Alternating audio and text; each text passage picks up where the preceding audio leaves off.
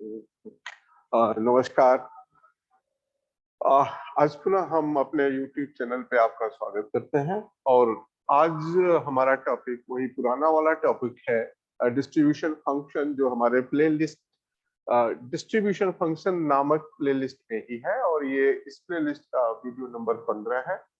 तो मैं पुनः आपका स्वागत करता हूँ। मैं Gyan Prakash Singh, professor department of statistics, Banaras Hindu University में हूँ।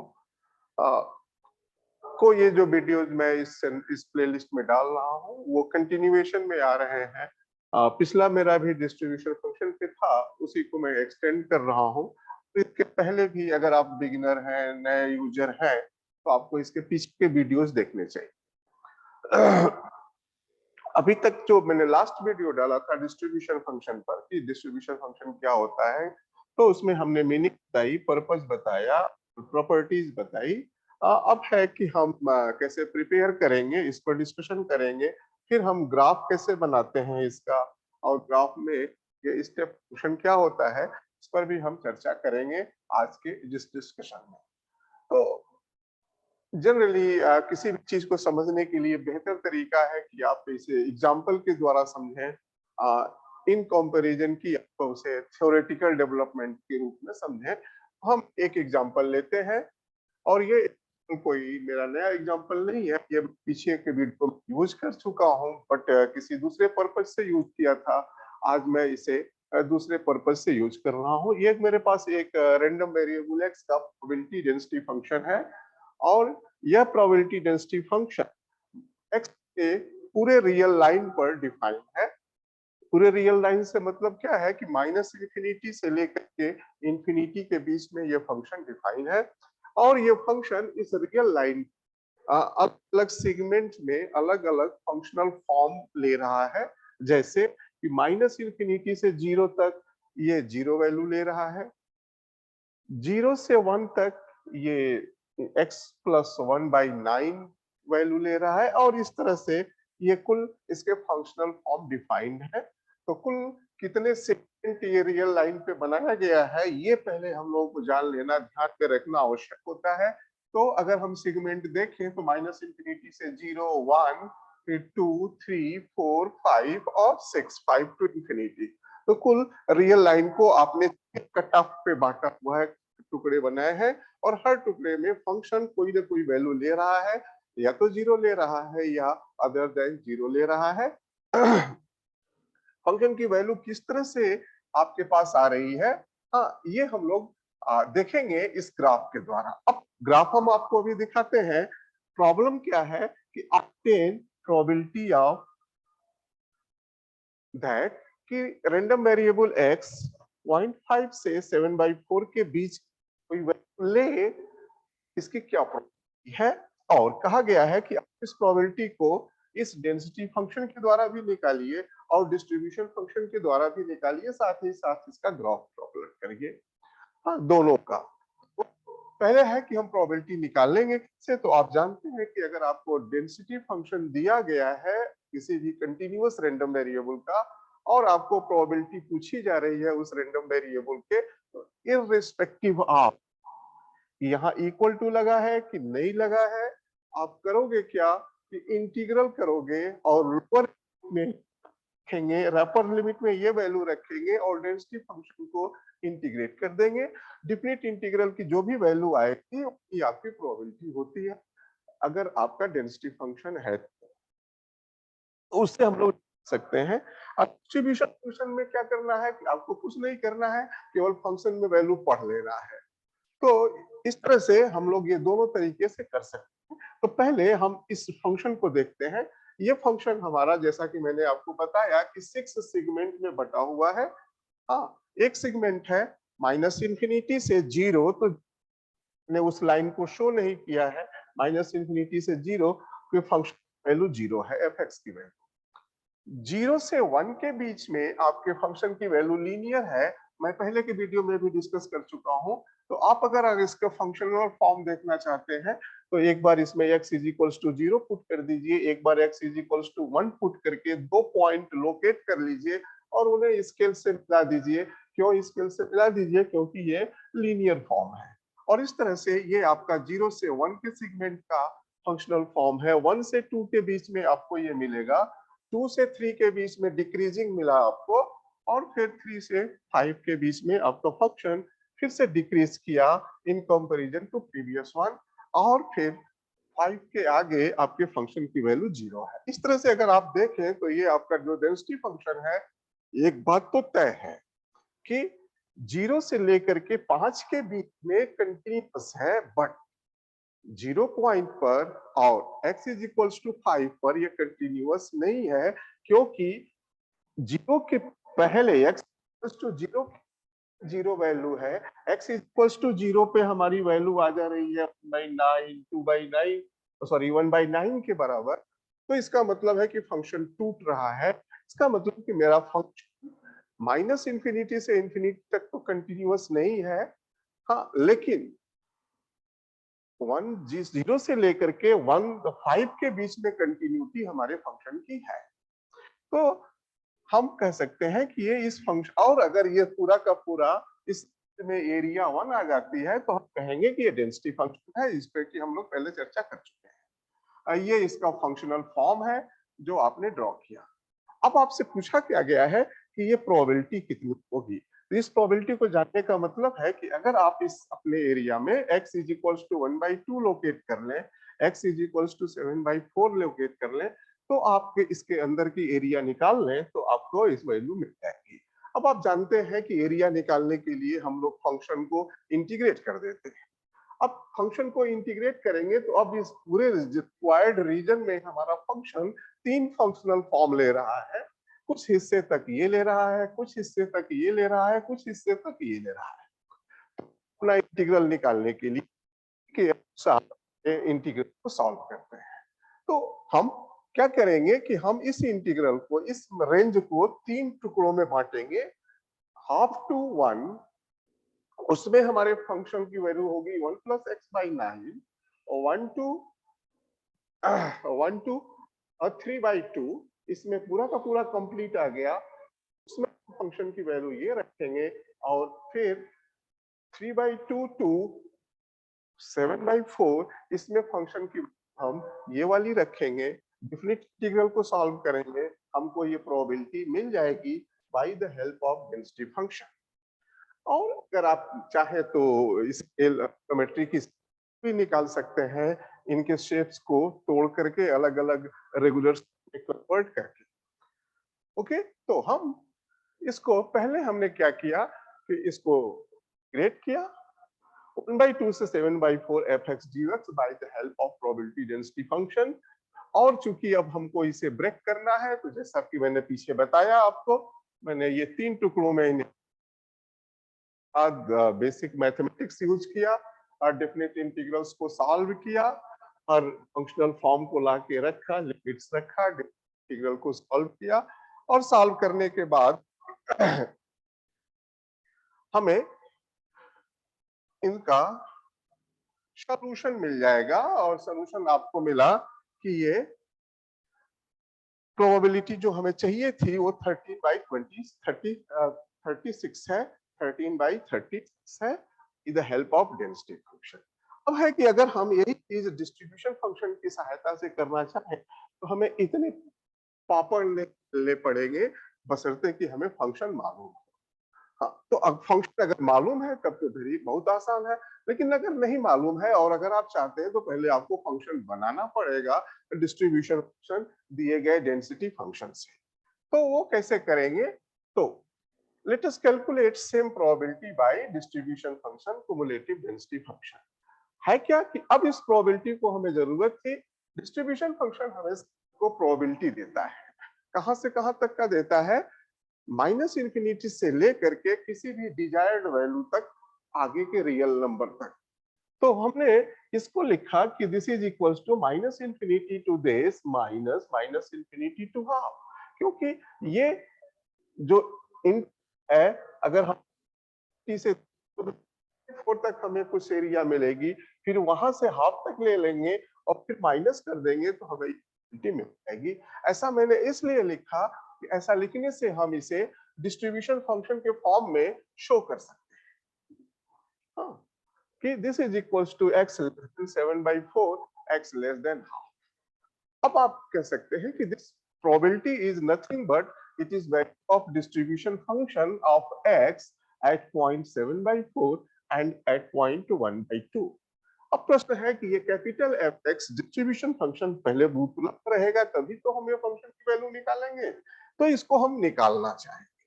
अब निकालने के लिए now we need the value of these to.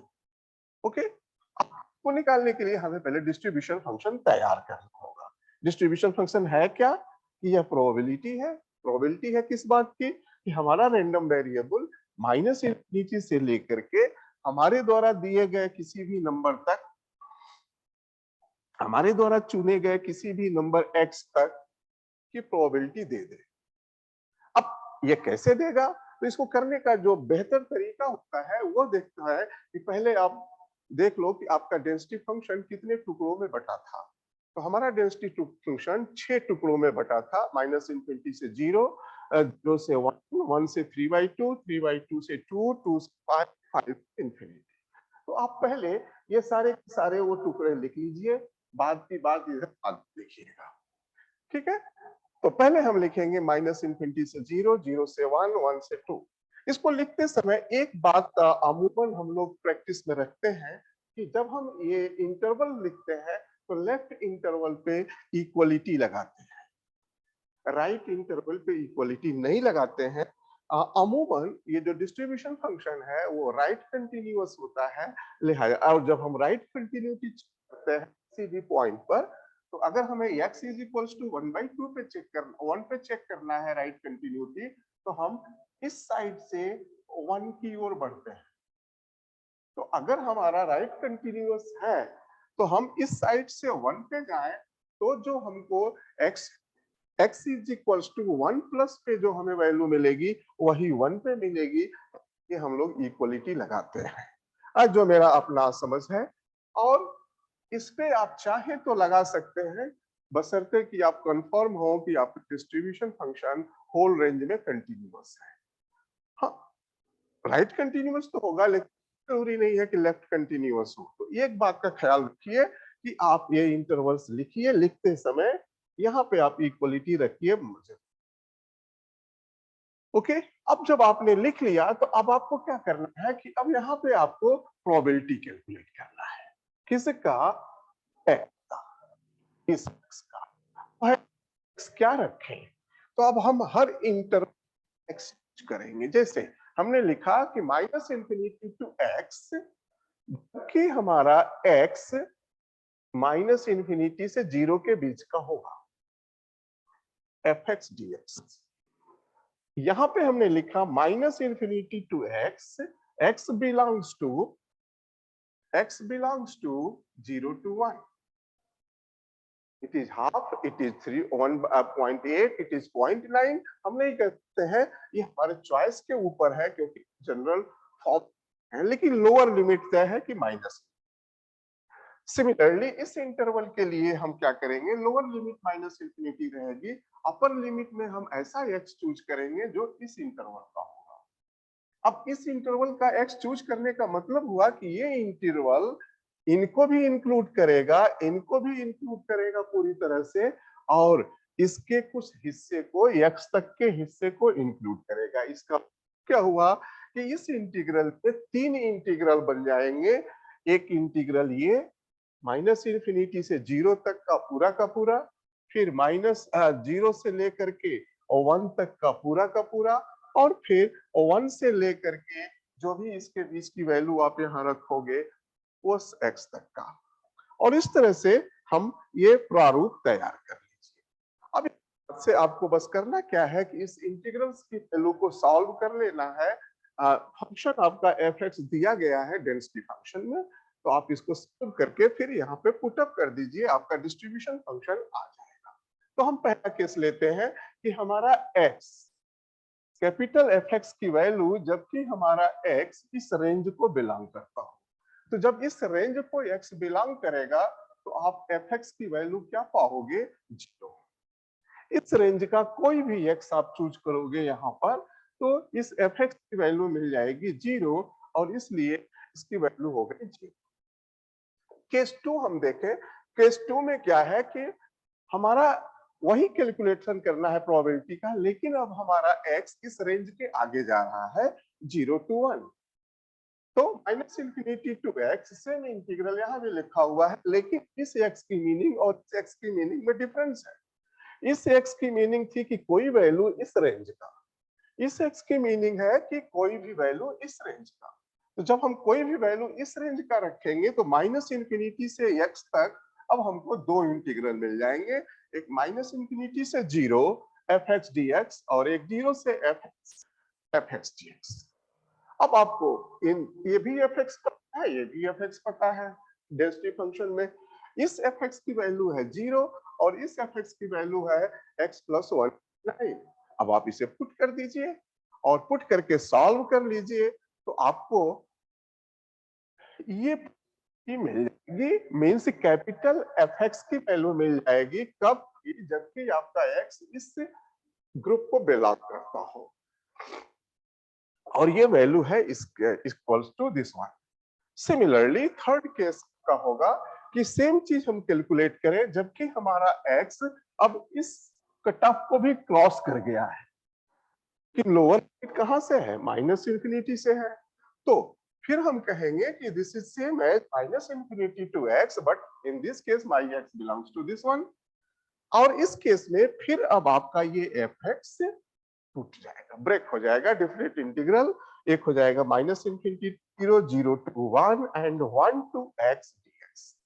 भाई 1 to x dx क्योंकि अब आपका ये x इस रेंज का है तो 1 से x आप रखिए। बहुत लोग करते क्या है, इसको करने में जो गलती होती है वो क्या है कि आप यहाँ पे 3/2 रख देते हो या आप यहाँ पर लिख दोगे 1।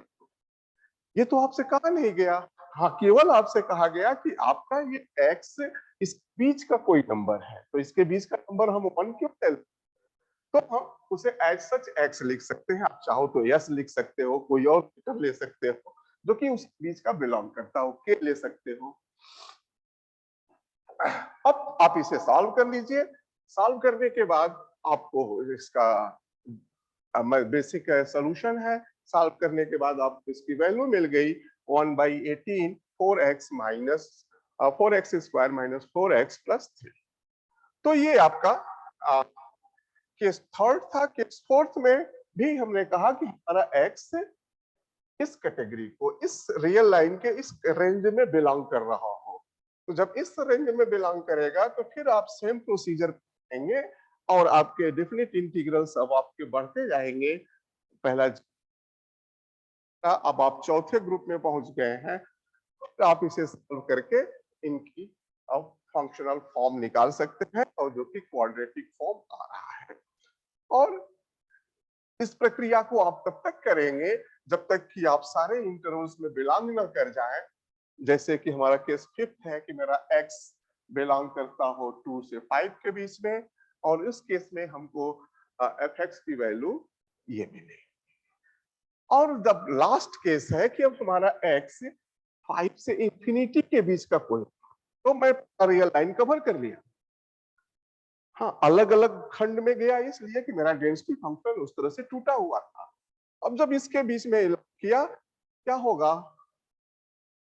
First minus infinity to 0 function की वैल्यू 0 0 to 1 फंक्शन की value x + 1/9 1 to 3/2 this was the functional value 3/2 to 2 2 to 5 and 5 to x and 5 to x जब आप जाओगे तो वहां भी आपके डेंसिटी फंक्शन की वैल्यू 0 है।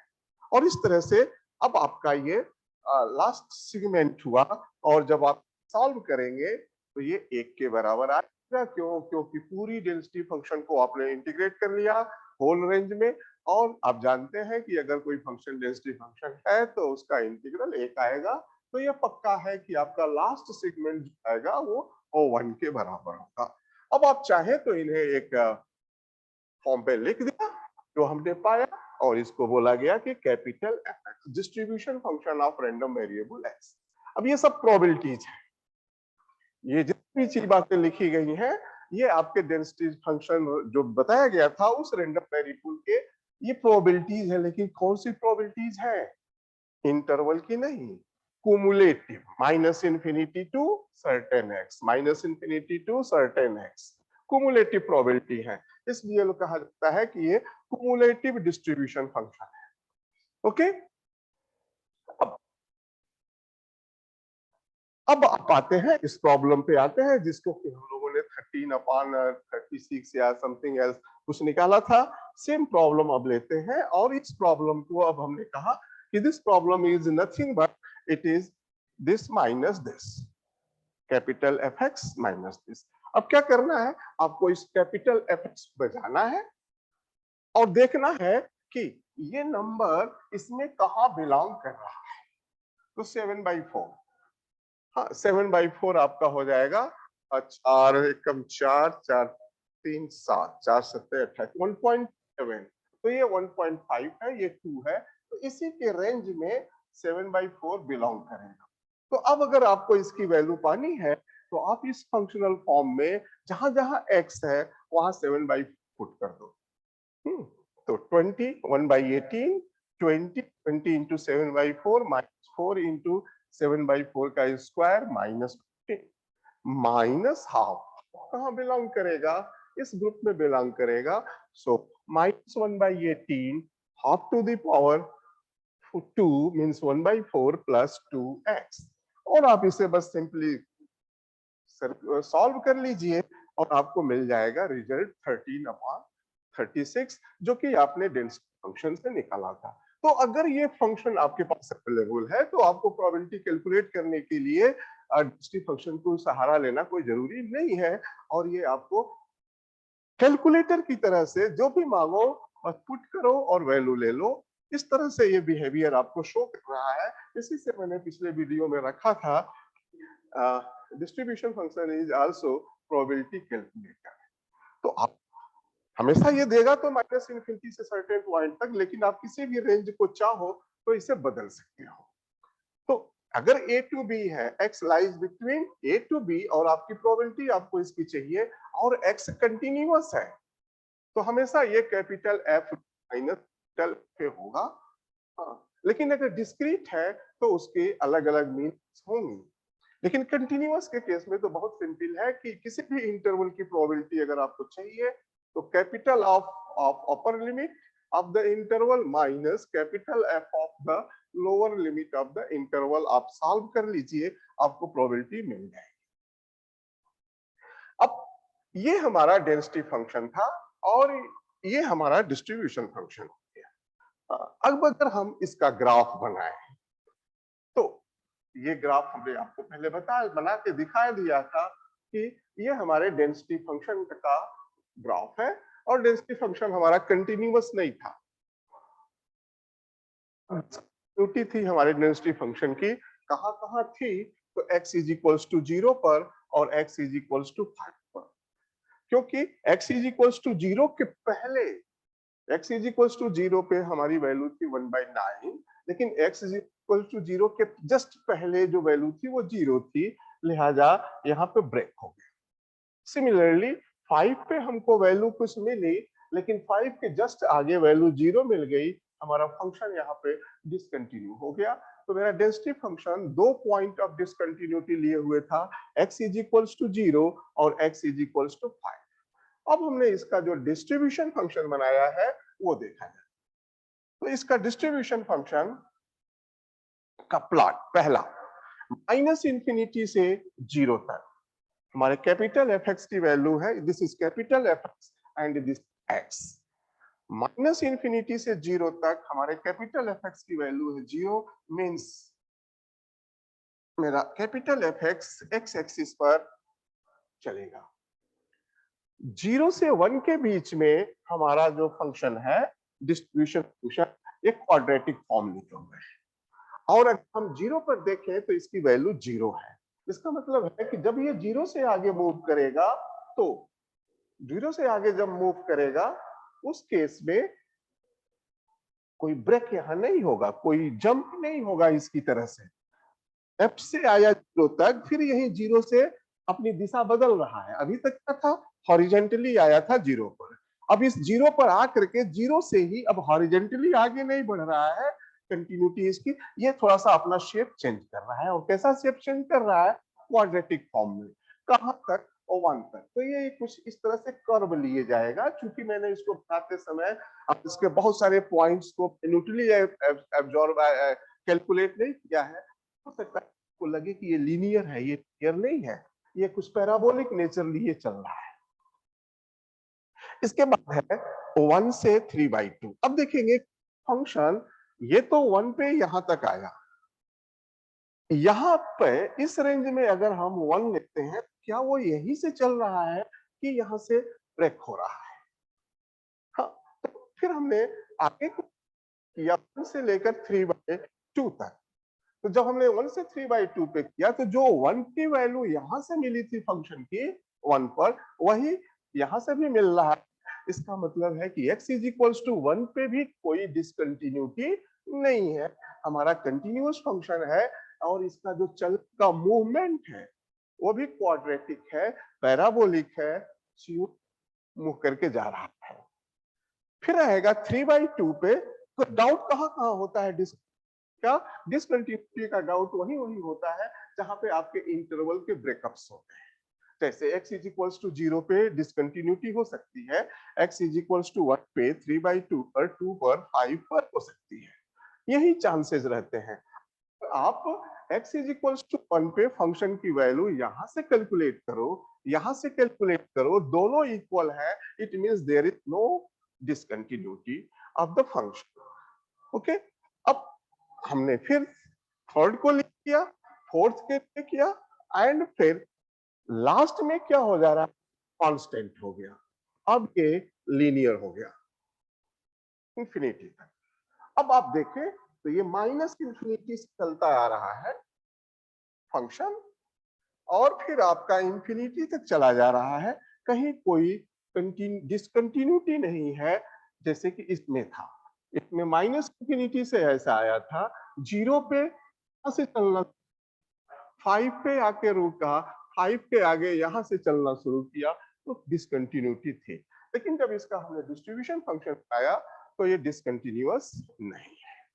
ओके, तो अगर आप बनाओगे प्रोबेबिलिटी डेंसिटी फंक्शन का, प्रोबेबिलिटी डेंसिटी फंक्शन का डिस्ट्रीब्यूशन फंक्शन जब भी आप प्लॉट करेंगे तो वो आपको कंटिन्यूअस मिलेगा। अब है कि ये दो फंक्शन हम लोगों ने लिए हैं, एक स्मॉल एफ एक्स, एक कैपिटल एफ एक्स, एक डेंसिटी फंक्शन, एक डिस्ट्रीब्यूशन फंक्शन। प्रश्न है कि इसमें कौन प्रोबेबिलिटी देगा? मींस किसमें हम कर्व पे जा करके दूरी ऊंचाई पढ़े तो प्रोबेबिलिटी होगी। तो डेंसिटी फंक्शन में अगर आप यहाँ पे हाइट पढ़ते हैं कि ये हाइट कितनी है, तो ये प्रोबेबिलिटी नहीं है। लेकिन अगर ये डिस्ट्रीब्यूशन फंक्शन है तो इसका हर पॉइंट, हर वाई एक्सिस की वैल्यू प्रोबेबिलिटी है। इस बात की प्रोबेबिलिटी है माइनस इंफिनिटी से लेकर के, और जिसको भी, जिस भी पॉइंट पर आप पढ़ रहे हैं उसके एक्स की वैल्यू की।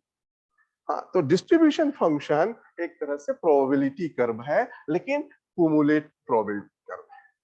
तो ये इस बात हुई। अब है कि क्या रिलेशन है डेंसिटी फंक्शन डिस्ट्रीब्यूशन फंक्शन में? तो अगर आपका कंटिन्यूअस है, डिस्ट्रीब्यूशन फंक्शन कंटिन्यूअस है, और आप उसे डिफरेंशिएट करें with respect to your random variable X, तो आपको डेंसिटी फंक्शन मिल जाएगा। फॉर एग्जांपल, ये हम लोगों ने अपना डेंसिटी फंक्शन निकाला था रैंडम वेरिएबल एक्स का, जिसका कि पीडीएफ हमने पहले से आपको दिया हुआ था।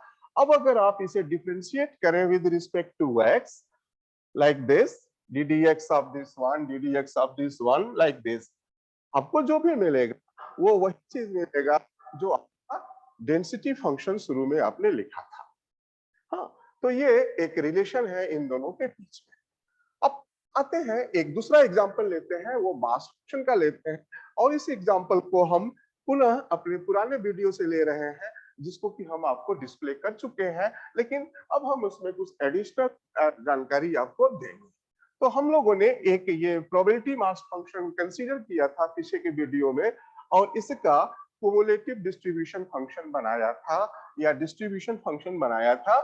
मीन्स इनको ऊपर की प्रोबेबिलिटी को नीचे वाले में ऐड करते करते 1 तक पहुंच गए थे। फिर हमने इसका एक फंक्शनल फॉर्म भी लिखा था कि इसी टेबल को हम किस तरह से इस फॉर्म में प्रेजेंट कर सकते हैं, थोड़ा सा मैथमेटिकल हो जाए, लेकिन सामान्य लोगों के लिए ये कठिन काम है समझना in comparison to this one. तो आप जैसा चाहे वैसा समझे, ये फ्रीडम है हम लोगों के पास। अब हमने क्या किया कि इनको कैलकुलेट करके इसके फंक्शनल फॉर्म को थोड़ा और सिंप्लीफाई कर दिया कि अगर कोई भी एक्स हो जो कि 1 से छोटा है, जैसे कि 0.5, तो प्रोबेबिलिटी -इंफिनिटी से 0.5 तक की 0। अगर आप यहां का x 2 अगर आप यहां का x 0.5 लेते हो तो यहां हो गया x less than equal to 2.5, तो 2.5 लोगे तो माइनस इनफिनिटी से 2.5 तक की प्रोबेबिलिटी 0.225 लाइक दैट। ये आपने डिस्ट्रीब्यूशन फंक्शन से पा लिया। अब हम इसका शेप बनाना चाहते हैं, मींस इसका भी ग्राफ बनाना चाहते हैं x का और fx का, जैसा कि कंटिन्यूअस के केस में बनाया था। तो हमने इसको फिर से यहाँ आपके याददाश्त के लिए या अपनी सहूलियत के लिए कॉपी कर दिया। अब देखिए कैसे बनाएंगे। 1 कहीं होगा, ये 0 है 1 है। अब 1 के पहले ये कैपिटल fx है, ठीक है, और ये x है। लेस देन 1, तो हम पहले 1 लोकेट किए और 1 के लेस में गए और देखे कि इस फंक्शन की वैल्यू क्या है, तो 0 है। तो ये पूरा का पूरा, अगर ये यहां 1 है तो इसे आप हर जगह आपकी वैल्यू 0 आएगी 1 तक। अब क्या है 1 से 2, हाँ 1 से 2,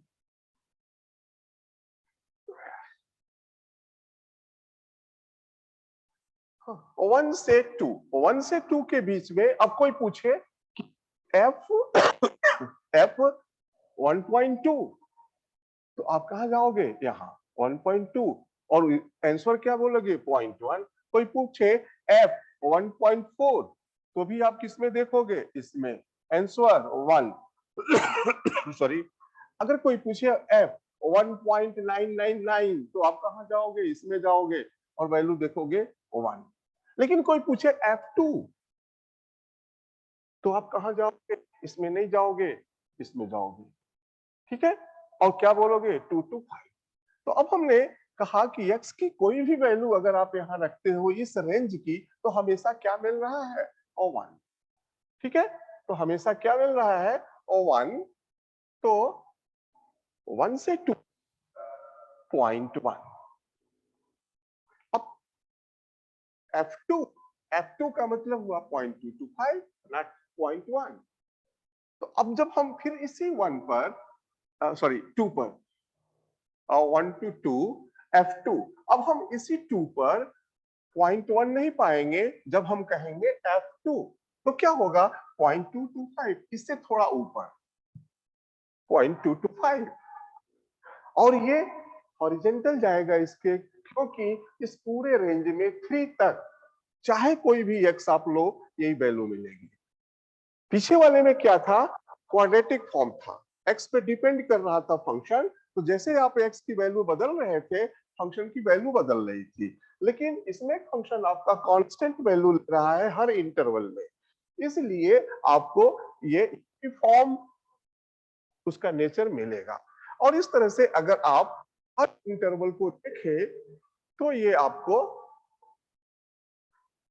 मिलता जाएगा और लास्ट में आपको जाओ जाएगा। तो ये इस डिस्ट्रीब्यूशन फंक्शन का ग्राफ है, और इसका प्रोबेबिलिटी फंक्शन हमने कैसा लिया था, मास फंक्शन डिस्क्रीट टाइप का। अब तो ये डिस्क्रीट टाइप पहले से घोषित था हमारा कि मास फंक्शन है, और उसका डिस्ट्रीब्यूशन फंक्शन हमने बनाया, और ये हमेशा इस तरह का आपको मिलेगा। अब इसमें हो क्या रहा है कि आपको स्टेप्स दिख रहे हैं, आपको स्टेप्स दिख रहे हैं लाइक दिस। ये हाइट। अगर आप यहाँ से सीढ़ी चढ़ना शुरू करें तो आपको ये एक सीढ़ी नुमा फिगर मिला, जिसे बोलते हैं स्टेप फंक्शन। कहीं पर सीढ़ी की ऊंचाई छोटी, कहीं पर सीढ़ी की ऊंचाई। अब अगर हम इन ऊंचाइयों को निकालें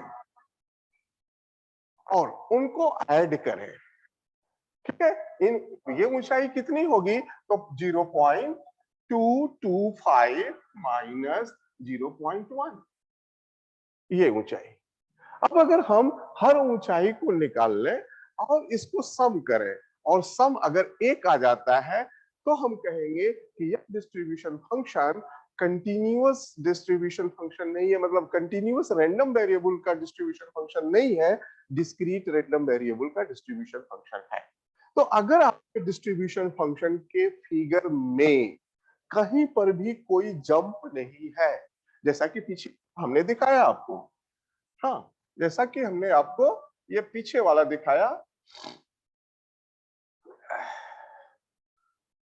कि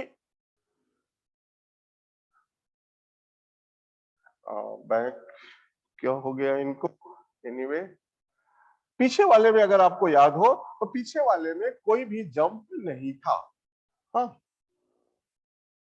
कंटिन्यूअस जा रहा था, लेकिन ये जंप है। तो कंटिन्यूअस रैंडम वेरिएबल का सीडीएफ कभी भी जंप नहीं लेगा, और डिस्ट्रीब्यूशन डिस्क्रीट रैंडम वेरिएबल का सीडीएफ हमेशा जंप लेगा, और प्रोबेबिलिटी मिलेगी कहां, जहां जंप है। तो इसमें हम प्रोबेबिलिटी कहां कहां पाएंगे, x इज इक्वल्स टू 2 पर, x इज इक्वल्स टू 3 पर, x इज इक्वल्स टू 4 पर, x इज इक्वल्स टू 5 पर, x इज इक्वल्स टू 6 पर, यहीं पर प्रोबेबिलिटी पाएंगे, बाकी कहीं प्रोबेबिलिटी नहीं पाएंगे। हाँ, तो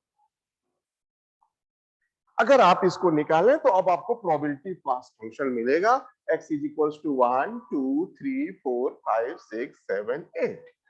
अगला कैसे, तो हमने ये हाइट्स को कैलकुलेट कर लिया, this minus this 1 minus 0, sorry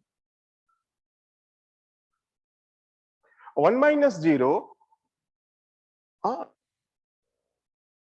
0.1, और इस तरह से ये हमें को सम करिएगा तो ये आपको प्रोबेबिलिटी 1 दे देगा, और इसी फंक्शन को बोलते हैं कि ये स्टेप फंक्शन है, या इस फंक्शन को बोलेंगे कि ये स्टेप फंक्शन।